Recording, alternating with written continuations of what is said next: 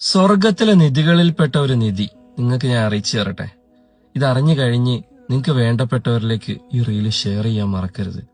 ഒരിക്കൽ അള്ളാഹുവിന്റെ റസൂൽ സല്ലല്ലാഹു അലൈഹി വസല്ലം അബ്ദുല്ലാഹിബ്നു കൈസ് എന്ന സഹാബിയുടെ അടുത്ത് ചോദിച്ചു, കൈസെ, നിനക്ക് ഞാൻ സ്വർഗത്തിലെ നിധികളിൽപ്പെട്ട ഒരു നിധി അറിയിച്ചു തരട്ടെ എന്ന്. അപ്പൊ ആ സഹാബി പറഞ്ഞു, ബലാ യാ റസൂലല്ലാഹ്, അറിയിച്ചു തന്നാലും നബിയെ. ഉടനെ നബി പറഞ്ഞു, അക്സിർ ഖൗല ലാ ഹൗല വലാ ഖുവ്വത ഇല്ലാ ബില്ലാഹിൽ അലിയ്യിൽ അളീം. കൈസ, ഈ ദിക്ർ നീ വർദ്ധിപ്പിച്ചോ. ഇത് മറ്റൊരു ഉമ്മത്തികൾക്കും നൽകപ്പെടാത്ത സ്വർഗത്തിലെ നിധികളിൽപ്പെട്ട ഒരു നിധിയാണ്.